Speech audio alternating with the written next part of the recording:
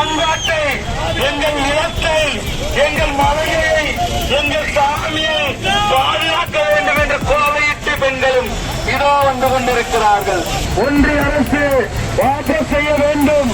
தங்கம் சுரங்க திட்டம் என்பது ஏழைகள்